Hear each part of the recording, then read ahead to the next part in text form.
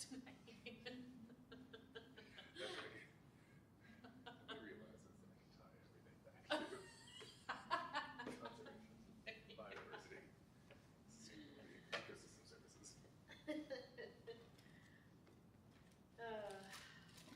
Yeah, but I think that's right. That would be great.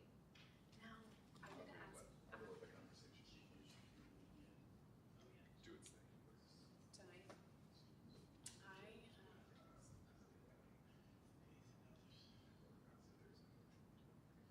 Oh yeah, we need. There's time for this to come up. Yeah. In another sidebar. Okay, this one. Oh, for sure. Yeah, I totally agree. But I think that was really, I think we needed that. Yeah, we agreed about it. But I mean, there's like more. It's easier to like spot people, like pinpoint the needs and like the thoughts and like Yes, the yes, recommendations. I yes. think it's just easier to say it in a less formal manner. So, oh, okay. Well, I did make a call. So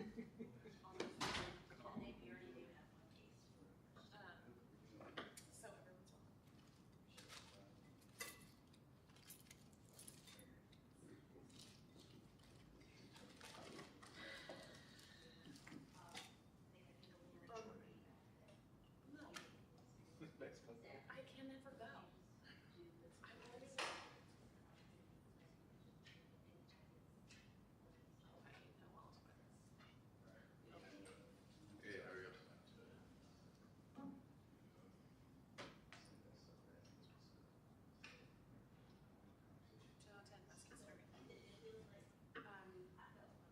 Yeah, I really want to attend that. But I think Gary. I said we should get rid of that. Yeah, that makes sense. Yeah, a little more serious. You say what it is. Gotcha. Oh, To no. me.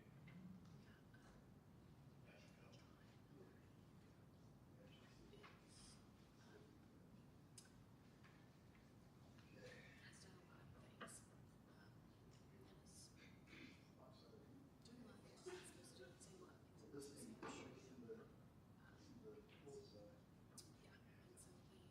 Yeah, and so he. All right, let's go ahead and call this meeting to order. Ms. Austin, would you please call the roll? Dr. Miller, Here? Mrs. Fraley. Here. Mr. Crute, Mr. Patterson, Here.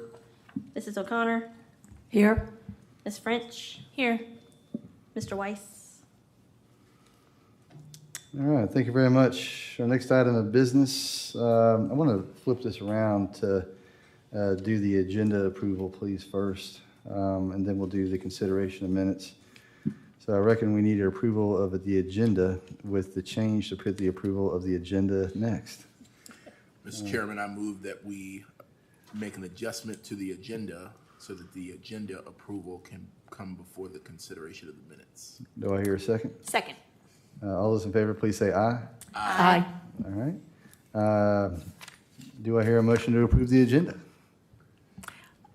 I make a motion that we approve the agenda. All right, Ms. O'Connor has made a motion. Do I hear a second? Second. Mr. Patterson has made a second. All those in favor, please say aye. Aye. All right, our next item of business is the consideration of minutes, and we got 2 months' worth of minutes here. The first one is the November 2025 minutes. There's one change I'd like to make to them, please, and that's the very last paragraph on page 3, where it says the staff and town attorney were tasked with the following research items, definitions, et cetera, et cetera. I'd like to put in safety information there, please. Maybe after the VDOT standards.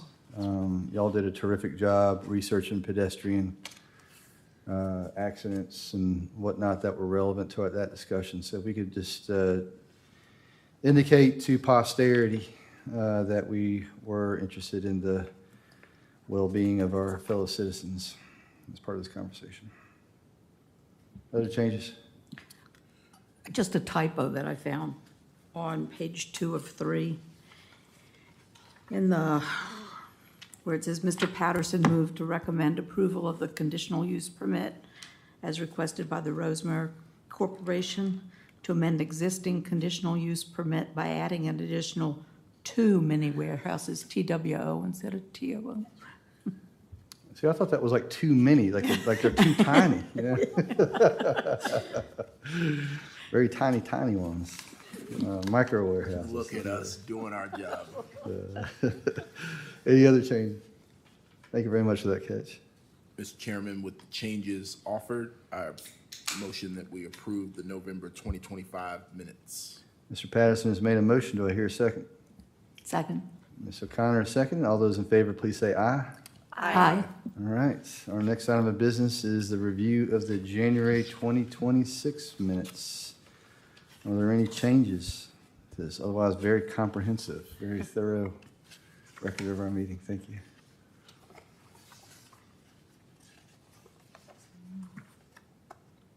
Any changes? Do I hear a motion to pass them? Mr. Chairman, I move to pass the January minutes. Ms. Fraley has made a motion. Do I have a second? Second. Ms. French, is that you, Abby? Is that you? Ms. O'Connor has made a second. All those in favor, please say aye. Aye. All, okay. Mr. Chairman, I will abstain given my absence from the January 2026 meeting. All right, we have 4 ayes and 1 abstention. Mr. Patterson is abstaining. I just figured you were watching it at home. Our next item of business is the public comment period. Do we have anyone signed up to talk?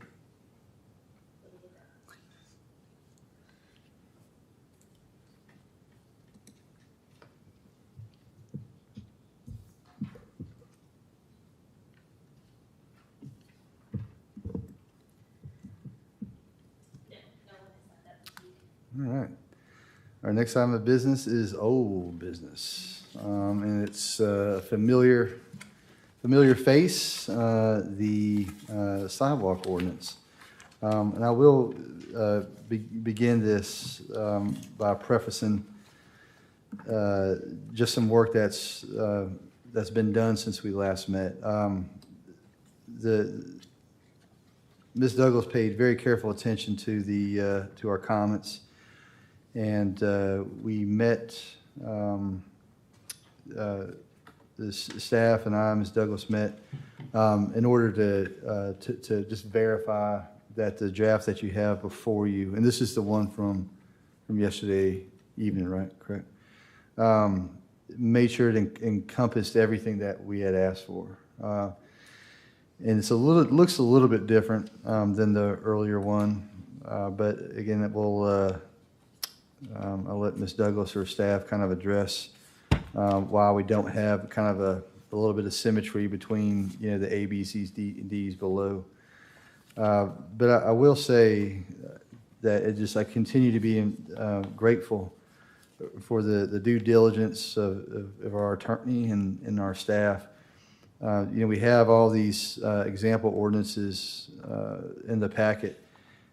That doesn't even count the 5. We've looked at and referenced from earlier meetings, and so, we've looked at by this time 13 different kind of variations of this ordinance, and so just in my kind of review of it, I'm feeling pretty comfortable that we not only have something that is similar to other comparable municipalities, but one that's specifically tailored to our community and reflects the input and the desires of the Planning Commission and what we've heard from citizens and other people who've spoken on this topic.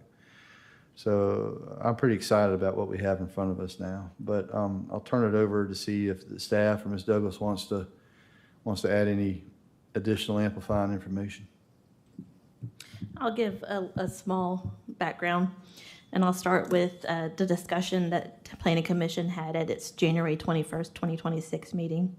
And that the items discussed at that meeting included density as a metric in general is not often used by localities in triggering sidewalk requirements. Items of the draft ordinance to be retained, such as the 80-foot adjacency rule, the comprehensive plan priority areas, and VDOT compliance language in the definition of infrastructure. Items commissioners wanted to explore included flexibility for multi-use paths, road type base triggers, and sidewalks required on both sides as a default.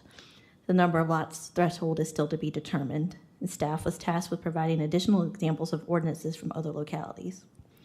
Included in your packet is the existing ordinance language, the draft ordinance language, and several sample ordinances. Staff has compiled some numbers from subdivisions that were received in 2025 and 2024, just for your information. In 2025, staff received 12 subdivision submissions. Those submissions included 3 lot splits, splitting 1 lot into 2, 5 lot line vacations, 3 boundary line adjustments, and 1 20-lot subdivision proposal. In 2024, staff received 9 subdivision submissions. Those submissions included 1 lot split, 3 lot line vacations, 3 boundary line adjustments, and 1 subdivision that included a boundary line adjustment, a lot line vacation, and the creation of 1 new parcel. At this time, we would like to get commissioners' feedback on the draft ordinance that's in your packet. I'll open the floor to Mr. Dvorak and Ms. Douglas for any comments related to the background and the proposed draft ordinance.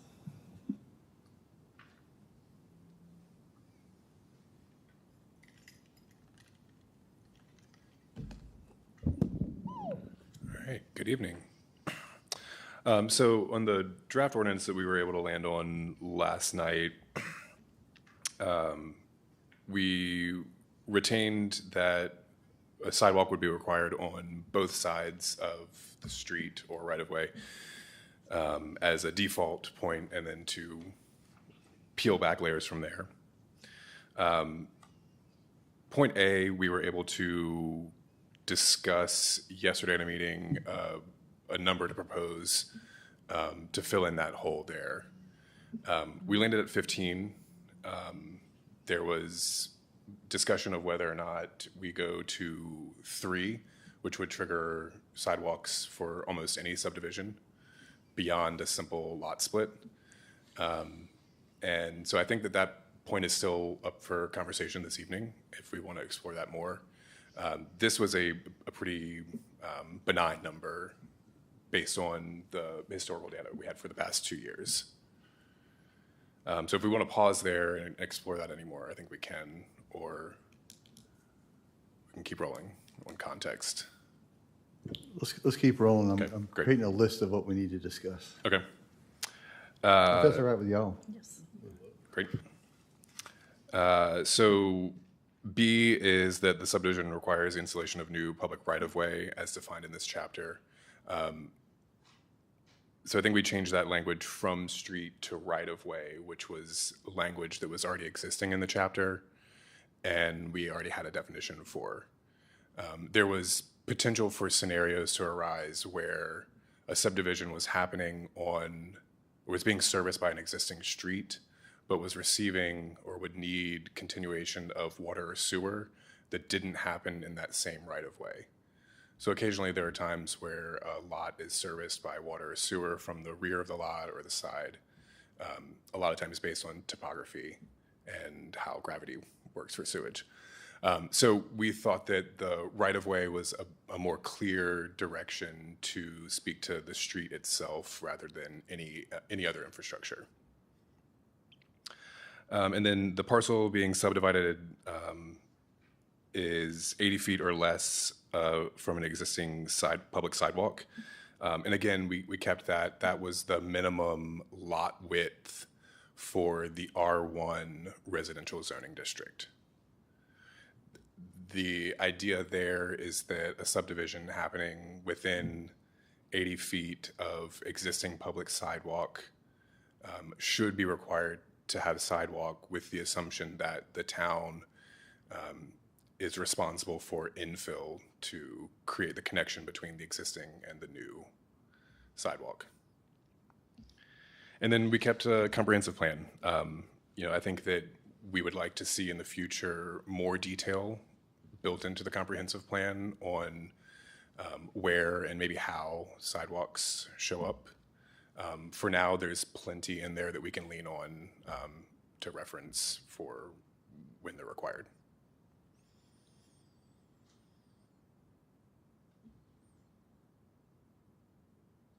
Do you want to address one of the other topics we had discussed last month was the the construction of the sidewalk. So we've kind of added also concrete or other approved materials, give it a little bit of flexibility. Absolutely, yeah. And I think that we could probably stand to get some more clarity from some other stakeholders involved in this. I think we need to partner with our contact at VDOT to understand what parameters and what dimensions we have to adhere to if we're anticipating some kind of additional funding for maintenance in the future. There are very specific dimensional standards for VDOT projects, and I just don't have line of sight to whether or not that precludes, whether or not adhering to those dimensions precludes us from funding. So the material, the way we've worded it here is open, but it could be tightened if necessary. And then the other main point left on here is the multi-use path. This came up as, if you remember, this came up as a way for a potential subdivider to have options for, especially the material that's being used. Shared use paths are typically, or you can see them as asphalt or even some kind of like crusher run. So this was an option for material differences, and with that there are more standards for either VDOT or AASHTO that we should have better insight onto whether or not they are mandatory for maintenance funding.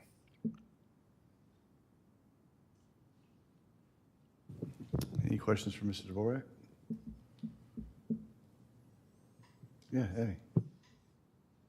Just one of the things as I was reading through these other towns' requirements, a lot of them also talked about curbs and gutters.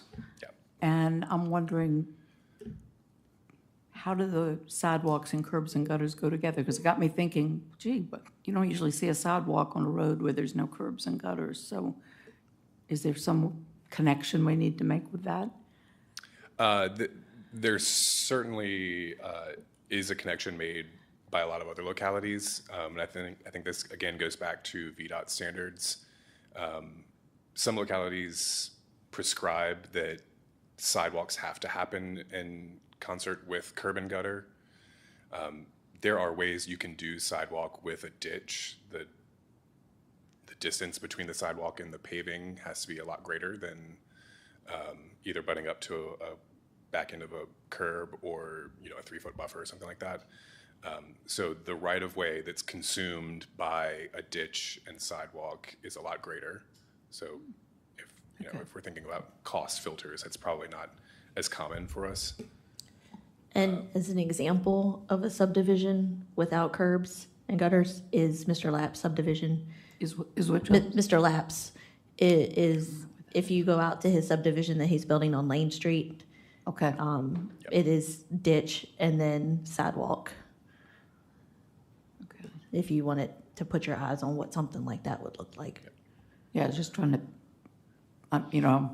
think of my street, and if there was a sidewalk, my front yard, because it goes straight up, would have to have been pushed way back. So yeah, just trying to understand that. Thank you. Yes. My question for you, so in consulting the additional stakeholders such as VDOT, if there are items that come from that need to inform this work, do we need to come back and add it, or do those requirements still stand even separate from this ordinance?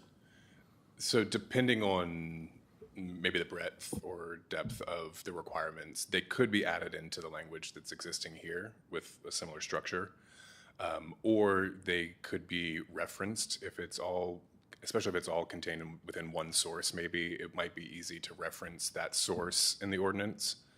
It's constructed to VDOT standards and then reference the source. So a couple of options, and it'll depend on how in-depth those requirements are. Additionally, and this is future state, the town could adopt design standards for the built environment as a whole, and that would include structures and infrastructure. But it sounds like, so do they have to be or even if they're not referenced, they're still required?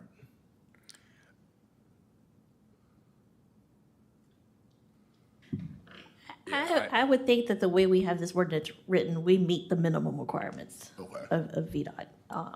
And then mostly that's gonna be towards the multi-use trails. If that is language that we want to keep in this ordinance, that's more of a discussion for us with VDOT on whether or not that is actually something that they would fund. Or that's our question, that will be our question to VDOT, is if that's something that they would fund for maintenance. So I'm familiar with, I mean, can you just describe to me if there are any, I mean, similar to what you shared with Ms. O'Connor, if there are any multi-use paths worth laying eyes on? I mean, I guess they differ. Not in town. Not in I don't, town, okay. I can't, I mean, not any in a subdivision that I can think of. So, based on conversation from the last meeting, is this designed just to give builders an alternative as to what they can build? So might give them the ability to look at some different cost options? Yes, and especially in the conversation about one side or two sides. This was a solution from Waynesboro where they allowed a single side, but it had to be a multi-use path, which is typically two-direction, multimodal. I will say the main question mark with VDOT standards and that we have to potentially adhere to is the requirement of a buffer space between the back of the curb and the start of the sidewalk. There's a 3-foot buffer for posted speeds under 25 miles per hour, 4 foot for 25 and over. And then, if you're putting trees in there, it's 6 foot, and so that's probably the biggest one that we'll have to get clarity on. And I think that if that is the case, then we would maybe want to put that explicitly in the ordinance as a requirement.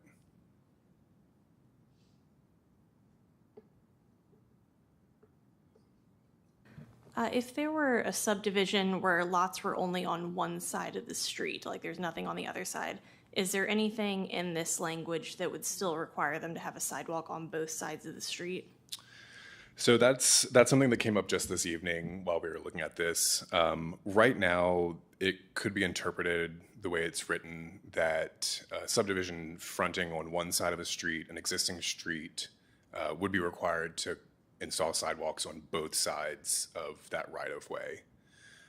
And I think that, I can't remember if we discussed it in last month's meeting or if in our meeting yesterday, but that doesn't feel like the direction we want to go in with this.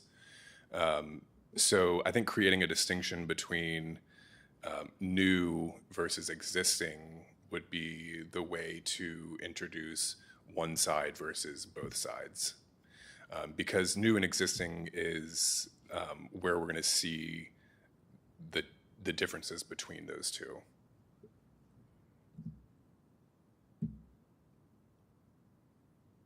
Great question. Yeah.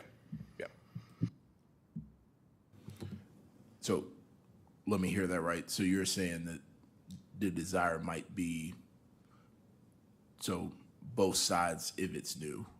Right. Okay. Right. So, and I think that one way we could frame this would be to say, sidewalks on new streets, and then go through our A, B, C, D existing the criteria here, and then have a separate subsection that's sidewalks on existing streets require a sidewalk on one side, and we can clarify that it's the side that it's fronting on.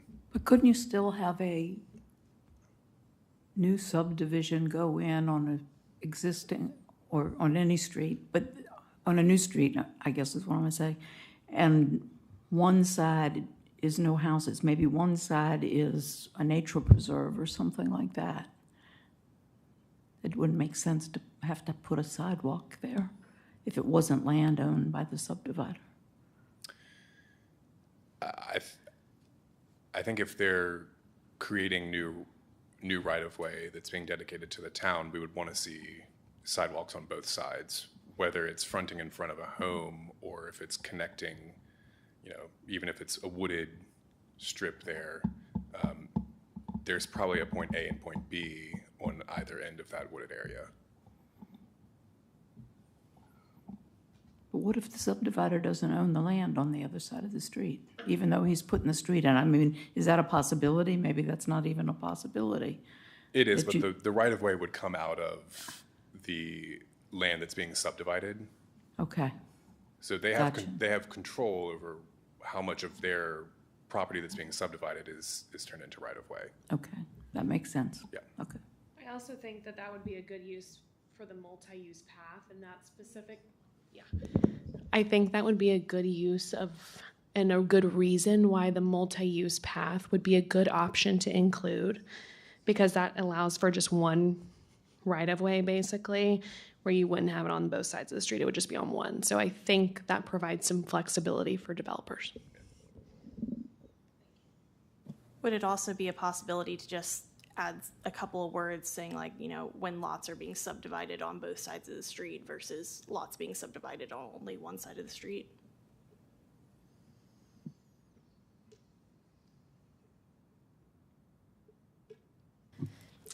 I think we could go back to something that was already proposed in that the sidewalk is required in front of any residential lot.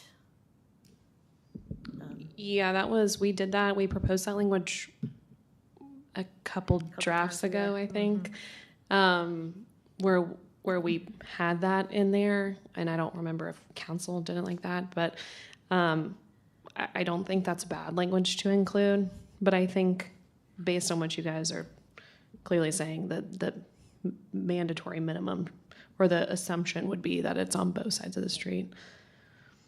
But I think you could include that language in there.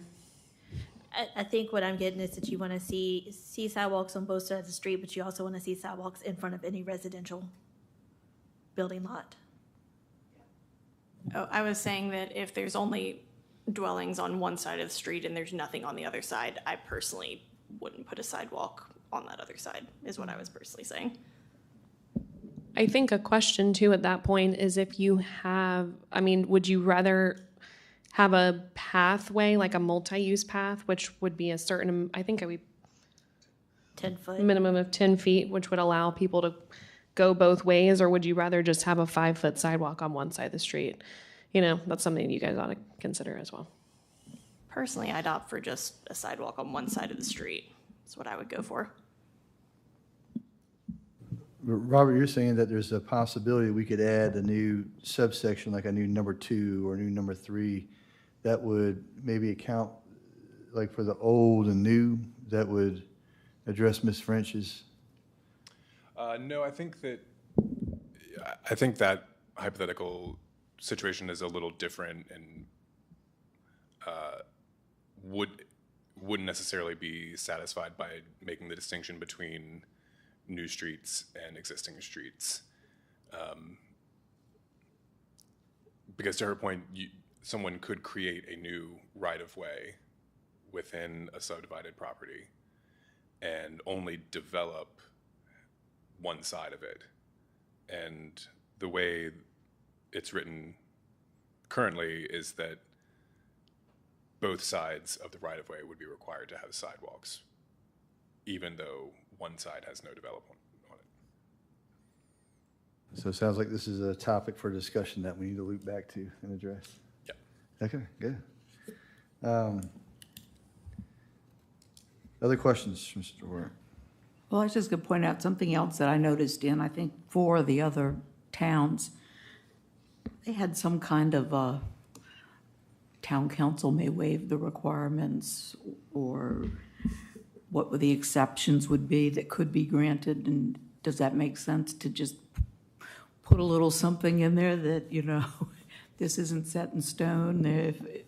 should circumstances arise, or does that cause more problems with every subdivider saying, I'm a special case, waive the Yeah, requirements? we talked about this yesterday in our meeting. I do not recommend having that council can waive the requirements, because that just makes it where this really isn't applicable, because every single permit person is going to want to seek to get out of these requirements and argue for some reason that they shouldn't apply to them. So I wouldn't have that specific language in there, but I think if you wanted to include exceptions where it doesn't apply, that's something you can consider.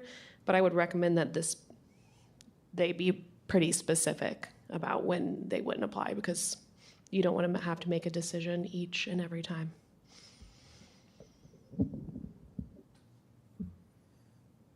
Other questions?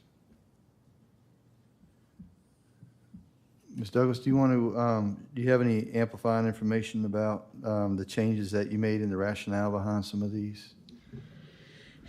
Really not any that haven't already been discussed. I think the major change is kind of the compilation of the previous draft, which had, 1 5-foot sidewalk requirement, and then when sidewalks would be required on both sides of the street.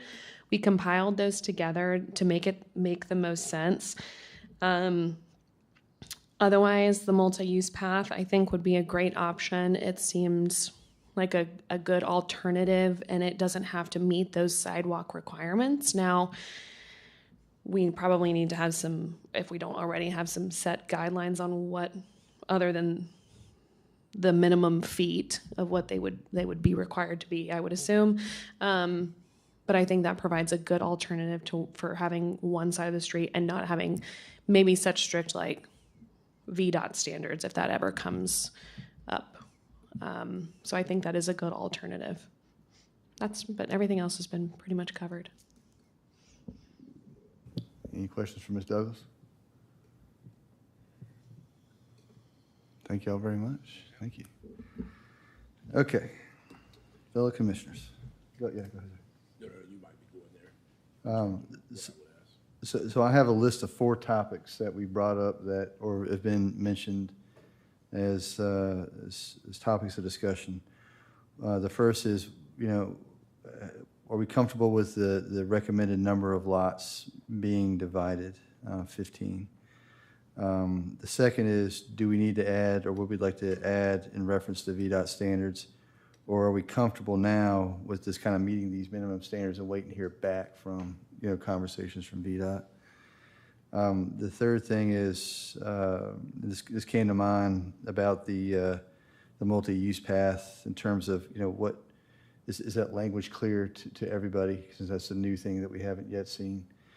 And then the fourth thing would be, how do we need, or how would we recommend accounting for, Ms. French's observation about not creating a potentially undue burden, or does having the pedestrian multi-use pathway, does that accommodate that?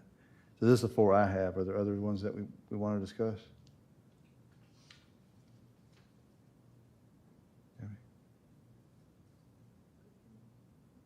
I mean, we can discuss lots of stuff. I just thought, these are my notes. Yeah.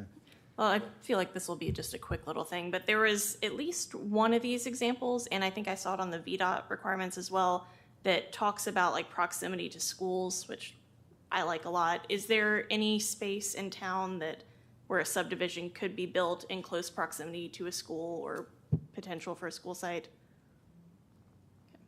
I don't think it would hurt to just add a little language, for the children walking to school.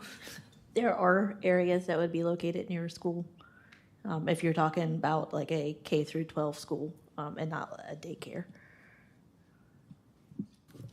So is that something we'd like to see that wouldn't be otherwise covered by the existing criteria? And if our final product still has room for no sidewalks that close to a school, I don't think it's a bad idea to add that in. Just kind of thinking off the top of y'all heads, is that plausible? So do we want to see sidewalks within a certain distance of the school, or? That's what it seemed like it was saying on the examples that I was looking at and on the VDOT pedestrian requirements. I don't remember what the VDOT requirements were. Do you have kind of a number that you're thinking for a distance to school? Maybe like a quarter mile, up for debate. Yeah, I mean, I don't see why that would be a problem. I don't remember, it's been like at least 3 days since I've looked at these examples, and I've gone through a lot of stuff since then. So I don't exactly remember which example that was, but I think we would definitely need like a distance within. So if you guys could come to some consensus about that, or if staff could recommend like areas that you think could be developed close to a school, I think that might be helpful even for them to consider, because obviously we want it to be applicable. We don't want to say 2 miles within a school and it not apply or whatever. So I think that would be fine. Yeah, I think Ms. French has proposed a quarter mile. I think that sounds reasonable for a locality that's 7 square miles. So True. Yeah, essentially, that's what they had to do in the county, right? To link the school to, Poplar Right. Forest. yeah.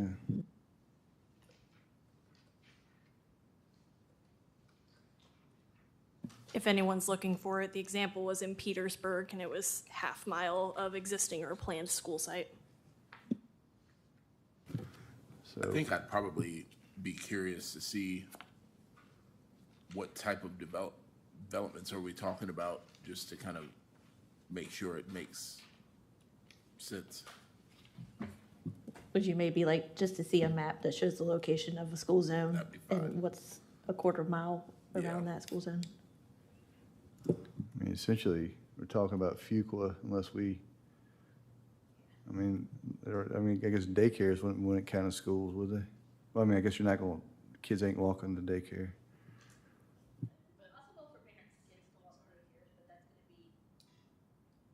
What do you want to consider a school?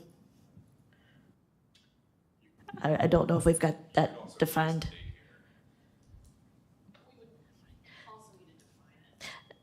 Yeah, Define it unless we need specific examples. that's what I was thinking. I do think they're defined separately. A daycare is defined separately from a primary school or a secondary school. So I think they're defined differently in our ordinance now. And you can have a daycare anywhere. I mean, you can run a daycare out of your home, so I feel like that would open you up to a whole different can of worms.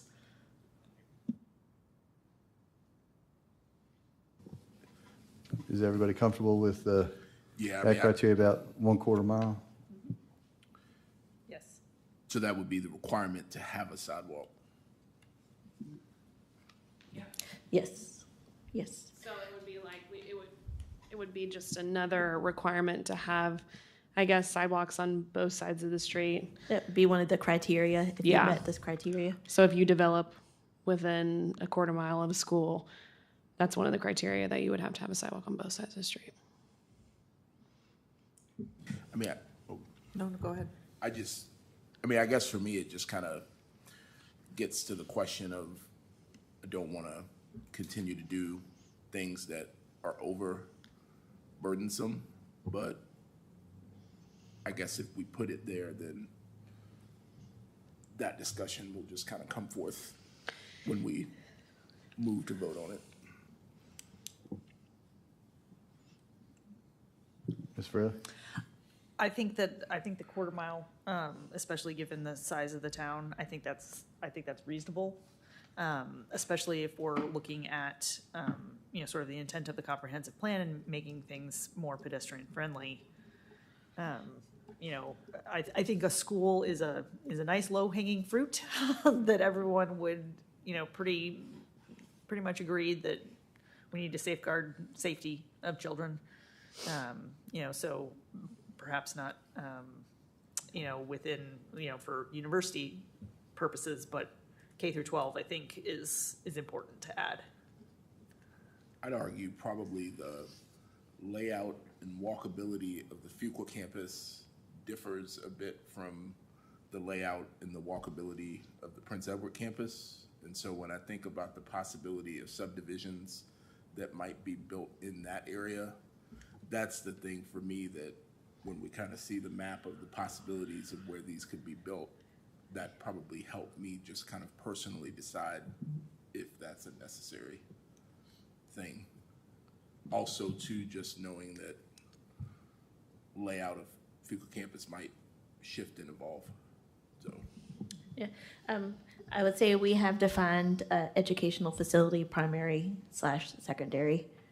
So I think if you wanted to use that as the benchmark for the school, that would be appropriate.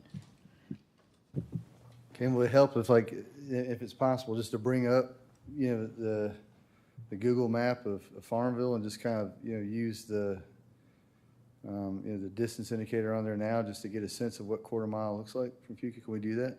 You can do that, or a plug. We have an interactive map online that you could use, and you can look at the zoning and see which lots are vacant that 'Cause could really, possibly that's have a what we're- subdivision. Really, that's what we're talking about. I mean, for the county schools, I mean, that's out in the county, I mean, so it's not gonna be our purview.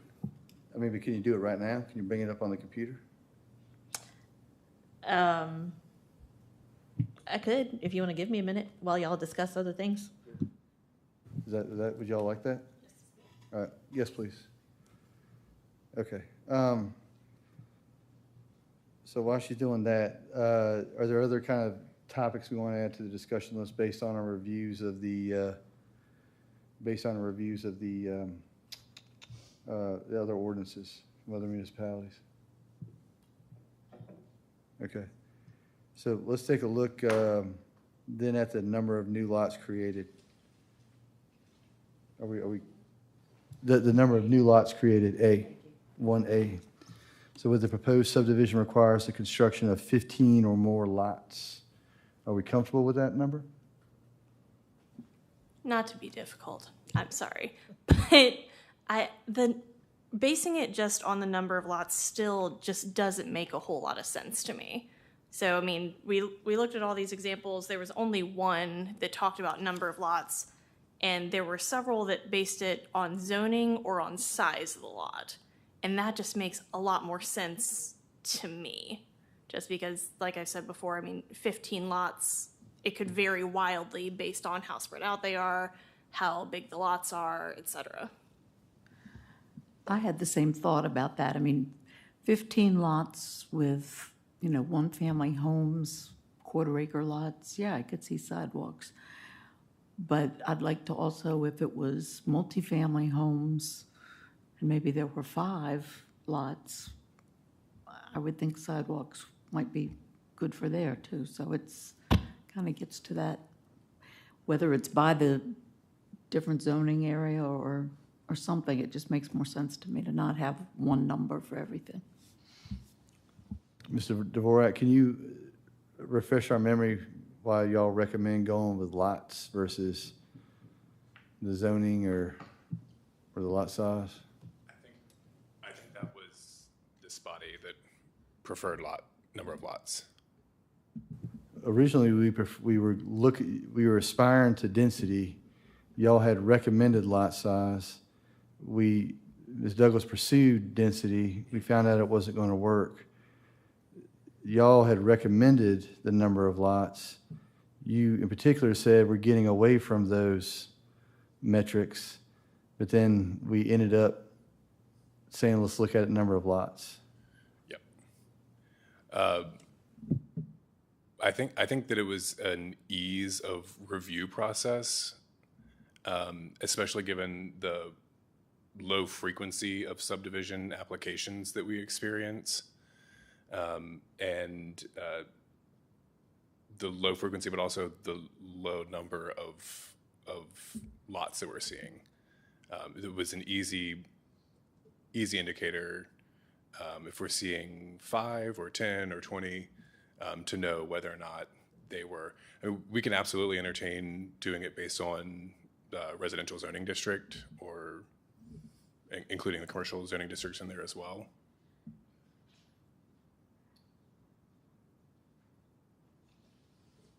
And if memory serves me well, I think to piggyback off on your point about, what makes sense, I think one of the reasons we were gravitating toward this was because it permitted someone who was merely subdividing an existing lot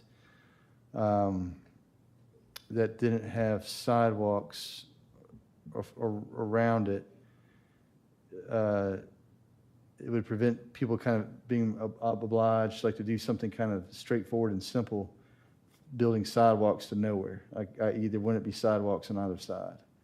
And so this kind of allowed for, you got a bigger piece of property that you want to split up and build a house next to you. This wouldn't create a cumbersome burden that didn't serve a real purpose if there wasn't sidewalks on either side, if memory serves me correctly.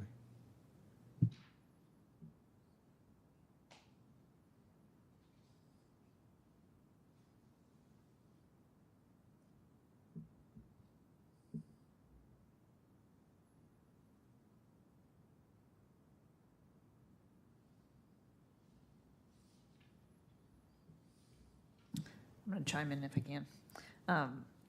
I believe you're correct. That's the way that we were thinking about it. Just from my recollection was we tried to figure out what would be the easiest way for both subdividers as well as the town to manage where we needed sidewalks. And although we really liked the idea of density, it just doesn't work. But when we started looking at zoning in particular, we ran into the same sort of problems that we were having with sidewalks leading to nowhere and, redundancy and things just not making sense. So I think that, so if I remember correctly, we determined that, the number of lots would be the most efficient way.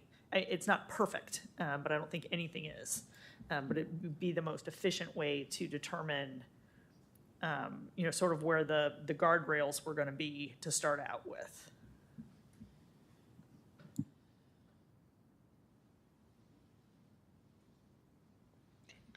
I was just going to make a general comment too about the 15 number. I think a lot of those ordinances that you guys have as examples have 2 to 3 lots. That's really going off of the state code.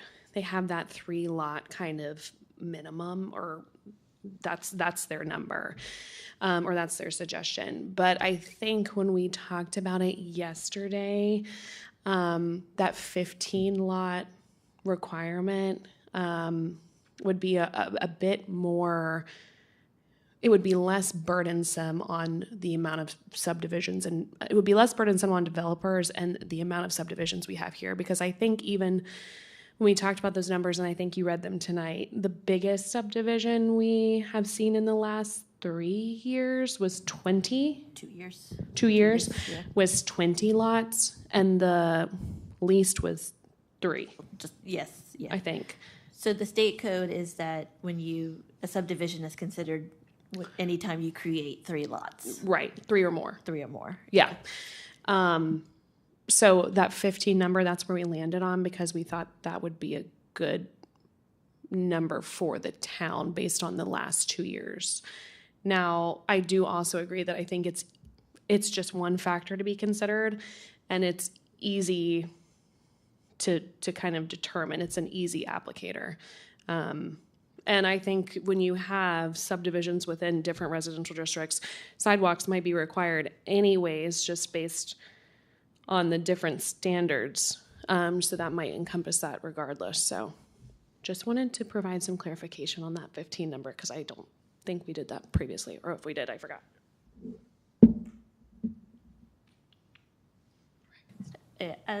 So the ordinance is written that if you meet any one of those criteria listed. So if a new subdivision is coming in and there's only 10 lots, but they are creating new public right-of-way, that would trigger a sidewalk on both sides because it's creating new public right-of-way. Kind of if it was creating 3 lots and there's no new right-of-way, then felt like it was not requiring sidewalks.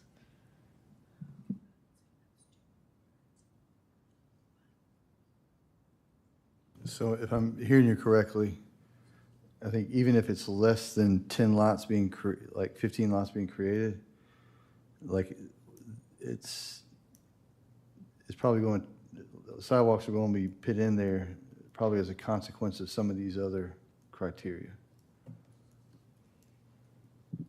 If that's what you were concerned about.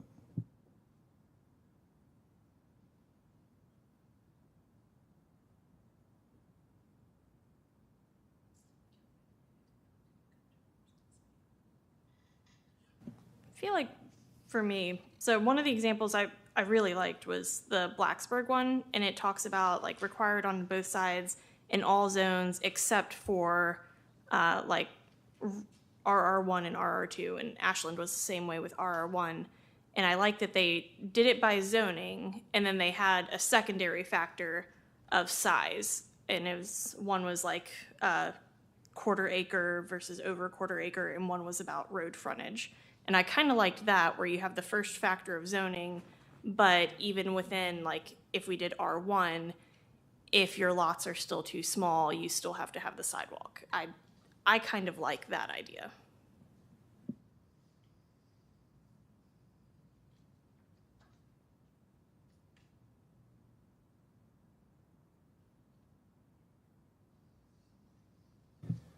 Correct me if I'm wrong, but RR is rural residential, isn't it? I don't think we got any rural Yeah. residential here in town. So it's gonna be like lot sizes over an acre. Right, but if, for example, you have a subdivision in R1 that, like in Ashland, all the lots have 200-foot road frontage, then they wouldn't have to have the sidewalk. So it's still R1, but it's got the bigger lot size.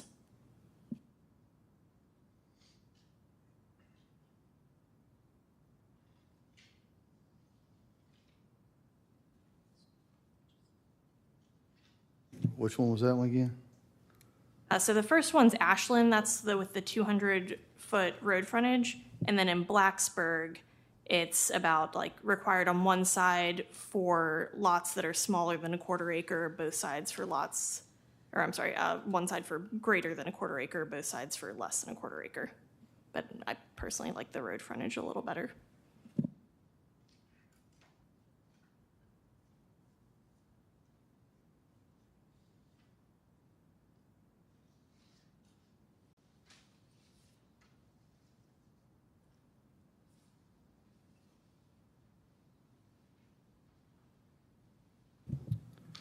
I mean, it seems a plausible option. I mean, we'd be starting from scratch. Sorry. How do the rest of their commissioners feel about that?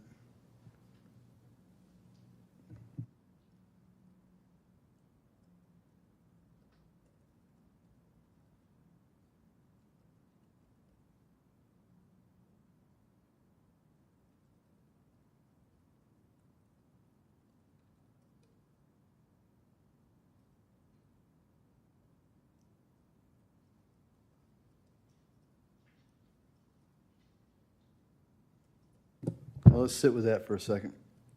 Or do you want to go back to this map with the educational facilities that I got, since I've got it pulled up? Yes, please.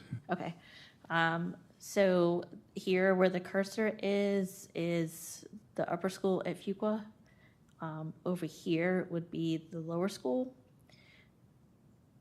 I can't draw a circle to give a radius, but if you want to follow the cursor, it's basically that area for the upper school, and then going out a little further over here for the lower school.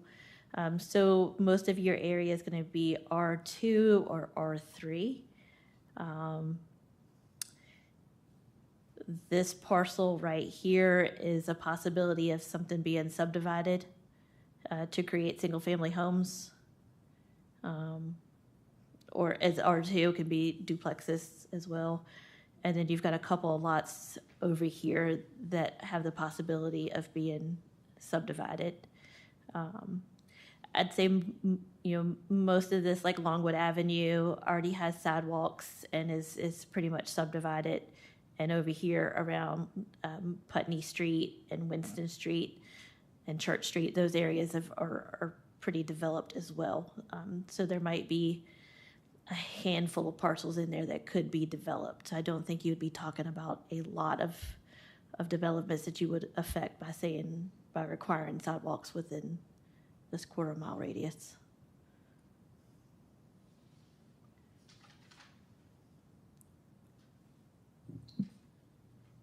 What do y'all think about that? I'm fine to go without it personally. I don't think it's one less requirement to put on a developer. And I don't think it's gonna give us the impact, just considering what's already developed. And then I think for the other K-12 institutions, not in the purview of the town.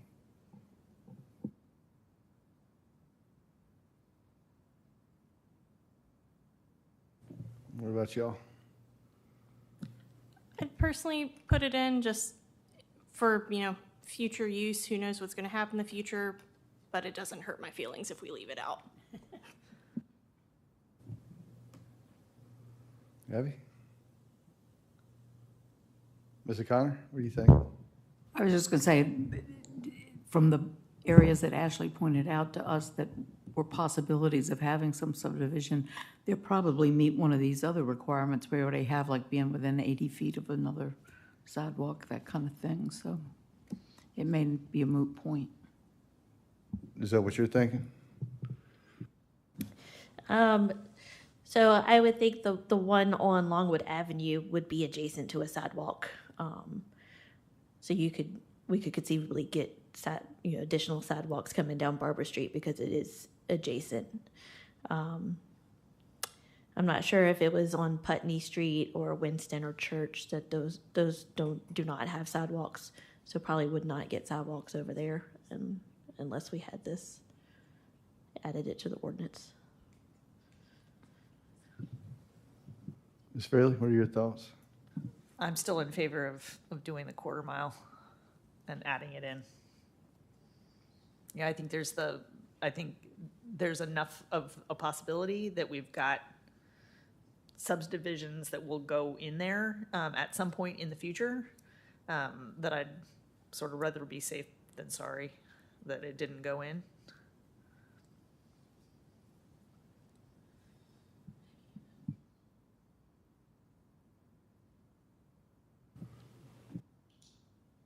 All right, let's put it in. All right.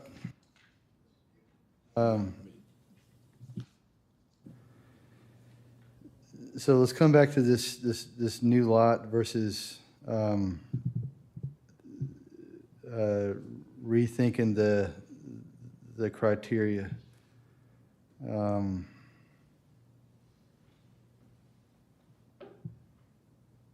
I mean, I see the elegance in kind of doing it that way, but I think we tried to go in that direction, thinking about streets, for instance, and it wasn't working out.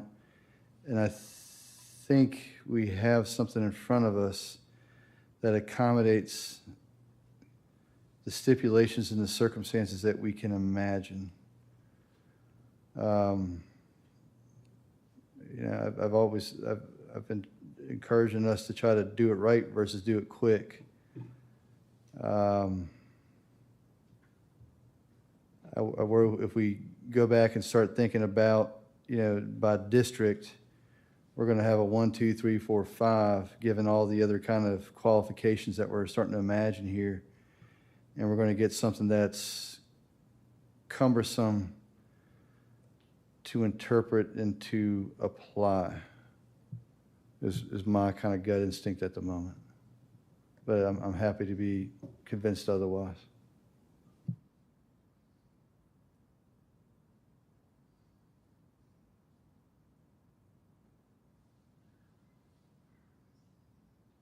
Again, what we're thinking now is just the criteria of the number of lots created or something new based on the zoning and the lot size and street frontage.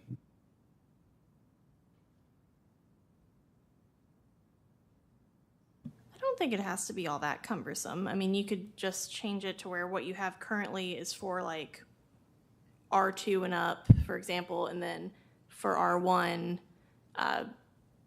just have one little thing about lot size where if it's over this, you only need sidewalks on like one side, for example.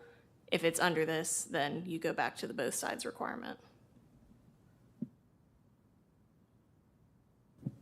Yeah, I see what you're saying. I think that's where we, if I remember at the end of our last meeting, Mr. Cruz's not here to vouch for what he said, but Ms. Ray, I think you echoed his emotion that we're aspiring to a community that has sidewalks on both sides versus looking for, to create a kind of a patchwork of what sidewalks might look like. Am I correct in remembering that? You are correct. Yeah, we were thinking about, sort of the longevity and keeping with the comprehensive plan that talked about making sure that we put the infrastructure into place that provided for a more pedestrian-friendly, sort of environment. And moving forward, we would make sure that that infrastructure was in place so that we didn't have to, that there wouldn't be a burden coming back on the town or developers or whoever was changing things moving forward, to sort of correct a patchwork.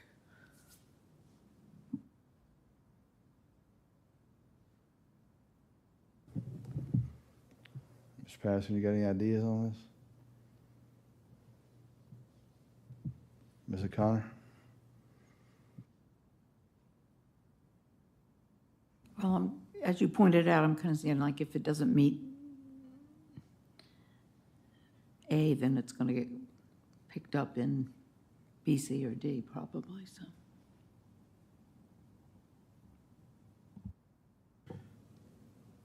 I think we got enough criteria there that gives flexibility, plus throwing in the multi-use path.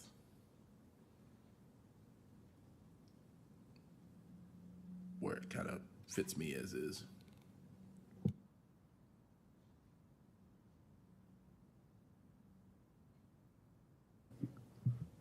It sounds like we don't have a consensus, but maybe a majority. Ms. French, can I count you amongst the loyal minority? That's fine. All right. Thank you for your collegiality.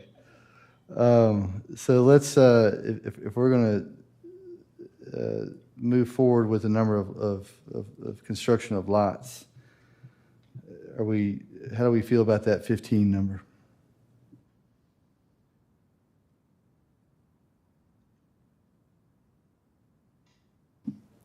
I feel good about that number. I feel like it's reasonable for the town. And again, if something is a little bit odd about the number, I think another one of the criteria will pick it up to get at what we're trying to do with, making sure that we're future forward in terms of the planning process.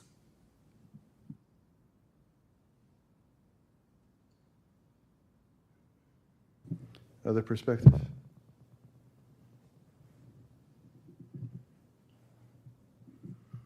Am I mistaken that silence might mean assent here?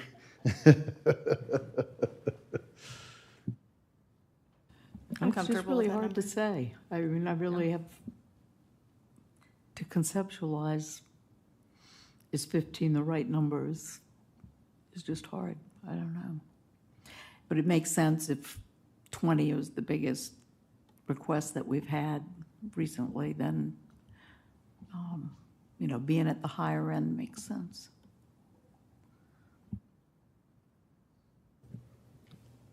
So shall we go with 15 for now? Okay, so let's keep it at 15.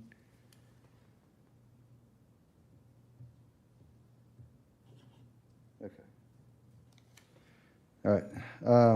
And so then we said, with respect to the multi-use pass and the sidewalk, we said we are comfortable right now with meeting these minimum standards until we hear otherwise back from VDOT. We all good with that? Yes. Okay, all right.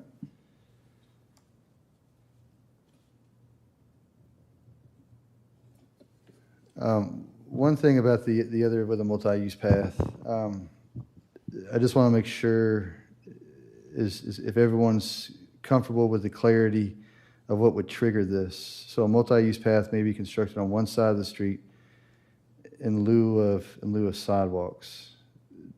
Do we all consistently understand what that means, or does it need to be clarified on one side of the street in lieu of sidewalks when sidewalks are required on both sides, or?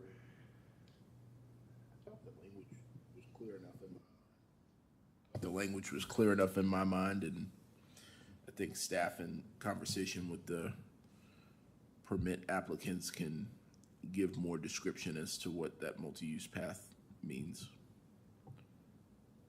I agree. Yeah, I agree. I think it's clear. Y'all good with that, with the language is worded? Okay, and then we're coming back to any necessary language to account for not having to put sidewalks on both sides of the street if only one side of the street is being developed. Did we already clarify that? Already come up with some language that would account for that, or is that something we need to think through right now?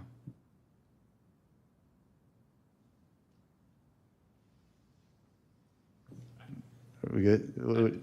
I didn't come up with any language right now. I mean, I think, yeah, I think that it's definitely something that we can discuss right now. I mean, that the likelihood of that happening is very slim. And I think to the point of looking forward into the future, subdivisions change, lot lines change. So there's potential for development to happen up against that right-of-way that, as of right now, it's written, we would be prescribing sidewalks on, even if there is no development planned for it. So in 15 years, that lot line could change and somebody is developing against that right-of-way. So the future is out there. But I think there was conversation earlier about, well, could someone just switch to the multi-use path? But I guess my thought, Correct. would the multi-use path potentially not make sense in a particular development instance? Yeah, and this is the kind of stuff that a developer or a subdivider would have to weigh. I think if we're making the commitment to. Yeah, I just struggle with the fact that if there's no development on the other side, if there's a moment where the developer potentially doesn't own the property, I just am not wanting to create undue burden where not needed. I think staff was looking at this from the perspective of it being an existing right-of-way, and that a developer is coming and subdividing only on one side of that right-of-way. So possibly already existing single-family homes on the other side. So we would not require that developer to install sidewalks on the side they're developing, plus the side that has existing single-family homes. So it's, kind of how do we address, that type of scenario?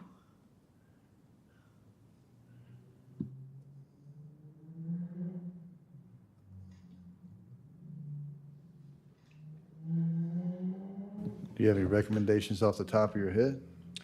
I would leverage the multi-use path. I mean, I think that it's important for us to establish that we're getting pedestrian or multimodal transportation from residential units within a subdivision to the existing right-of-way.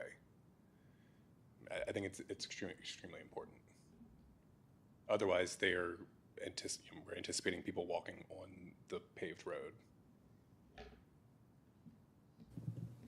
I mean, this is one of those times where the number of lots might be, kind of mitigate that, where if everything else was, there's an existing public right-of-way, I mean, well, no, I guess it would be 80 feet or less. I think in this scenario, though, correct me if I'm wrong, we're talking about a new right-of-way. Talking about a new right-of-way that isn't being developed on one side, still within the subdivision, isn't being developed on one side, and as it reads, would be prescribed sidewalks on both sides.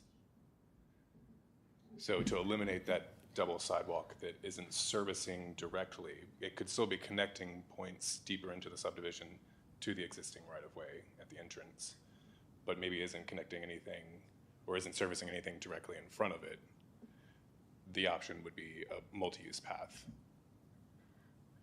Well, on that one, I think staff would like a little more time to look into state code to see if there are requirements on that, on new public right-of-way, on how that is supposed to be built before we make a decision on that.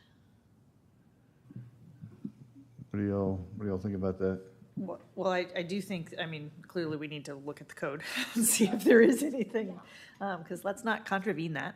But I also think that I'm concerned that there might be, that if we don't require them on both sides of the street, I like the idea of leveraging the multi-use path because that gives them an option. But if we don't require, but if we don't require them on both sides of the street, then does it create a loophole that a subdivider is only going to build on this side of the subdivision, and then they're going to leave the other side of the subdivision for later, and then and then they're going to develop that side at some other time, and they've gotten out of having sidewalks on both sides. See where I'm going there? Well, Is that at making that- sense in my head? At that point, wouldn't they then have to build a sidewalk on the other side because they're now subdividing that side? I don't think so. So in our meeting yesterday, we did talk about state code a little bit, and state code for the preliminary subdivision, they have to lay out the whole project. And then they can choose to record certain sections of that, but they then have 5 years to record each of those sections. But you would have a preliminary that would show the whole subdivision and where all of the sidewalks would be to try to circumvent that happening.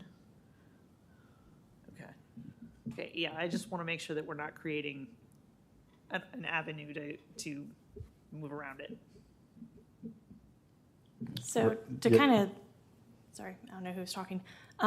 So to kind of help me order my own thoughts, if somebody, there's an existing street, they are developing lots on one side of the street. On the other side of the street, there's nothing, say like a nature preserve, like Abby said earlier. No dwellings, no existing sidewalk. So with this current language, in that circumstance, would they still have to build a sidewalk on the other side, which would then be another like sidewalk to nowhere? Yes, on existing, if we're only fronting on one existing street, no new right-of-way, then yes, as it reads, As it reads, if it's 15 lots or more, then they would be required to have sidewalks on both sides is what it says. So I think we do want to have a little more time to kind of flesh that out. well, and then this goes back to the distinction I was making earlier about creating a section that is sidewalks on new streets and then criteria, sidewalks on existing streets, criteria, multi-use paths. The way the rest of that section is ordered, each of the letters is a component of the platting requirements. So streets, blocks, lots. So it makes sense for sidewalks on new streets, sidewalks, existing streets to stand alone from each other.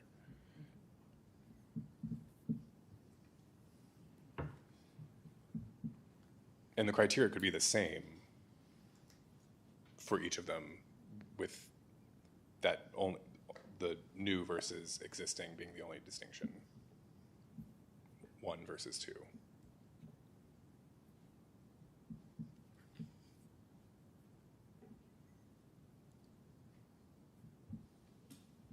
Cindy, how you feel about that? I'm good with that. No, I mean, if it were a situation where there's stuff on the other side, there's a sidewalk, gap, sidewalk, I think it makes a lot of sense to fill in that gap. But if there's nothing there, we keep talking about the sidewalks to nowhere. I'm not interested in us adding to that. I always like to think of sidewalks to nowhere as nowhere yet. I mean,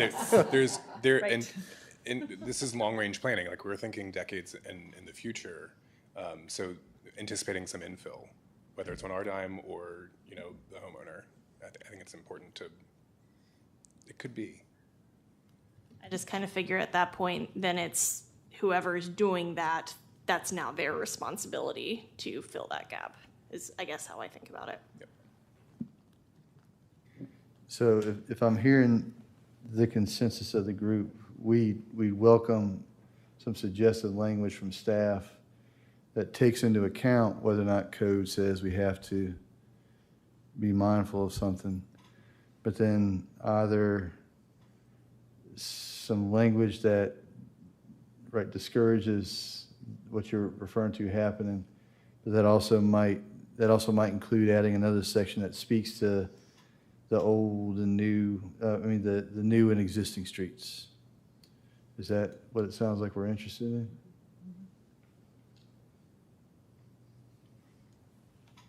Okay.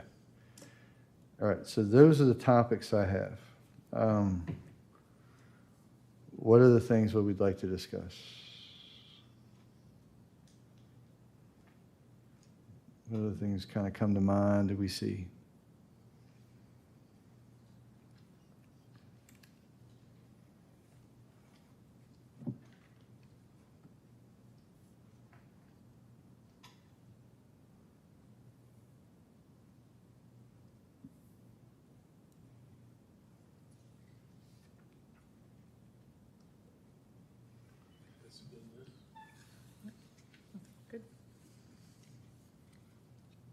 Okay.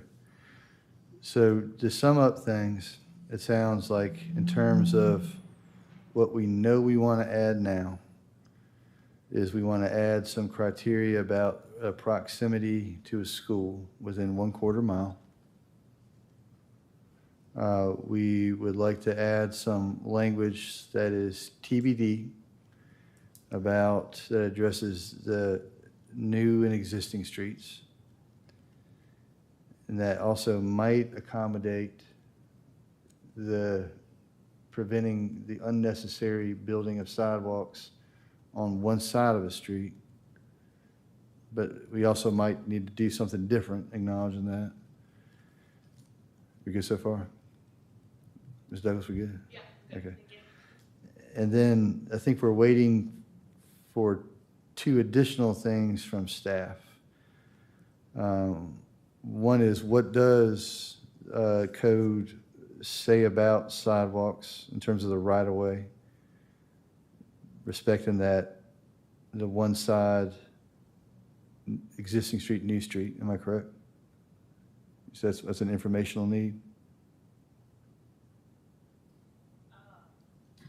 I thought it was more about the streets, and if I was thinking of it as if a new street could be created where it runs along a property line, and researching that, which would give you the new street created, but no development on one side of that new street.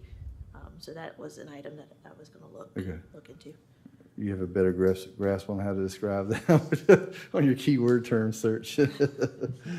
But then the second thing would be, what does VDOT have to say about the specs, regarding the sidewalks? Again, right now we're comfortable with what we have right now, but since we have to make some tweaks to this anyways, it sounds like we have an opportunity to kind of add what the VDOT specifications that are now missing. Is that correct? Anything else we want to add in terms of research requests or amendments to the language? The town talked earlier about the buffer between the sidewalk and the road. Do we need to discuss that at all, or is that just going to be like a VDOT standard? Yeah, I think we can wait and see if that's an actual requirement for funding. Unless you want to include it, then we absolutely can. Only if you really want us to.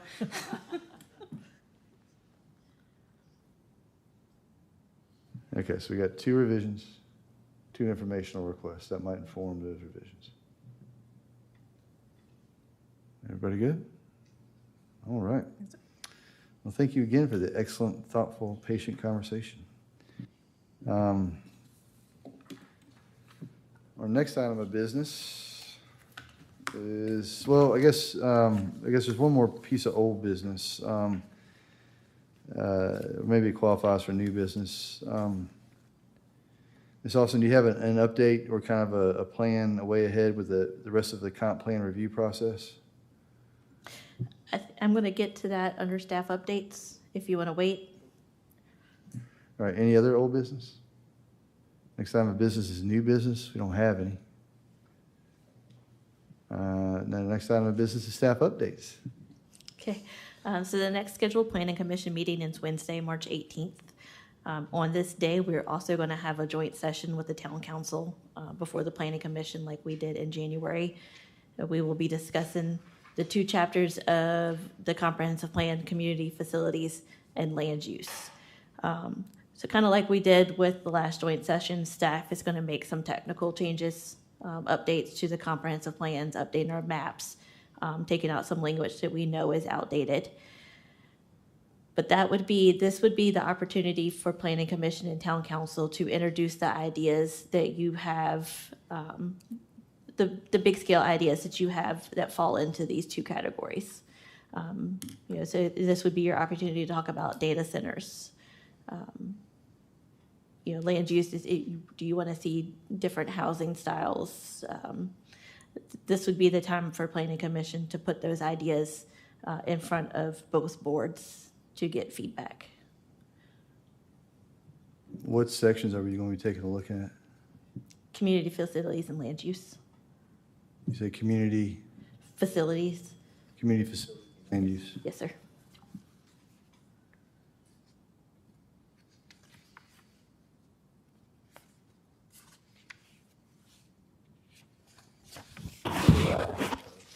Dang, I'll be damned, it's right there in front of me. I'm sorry. Any questions?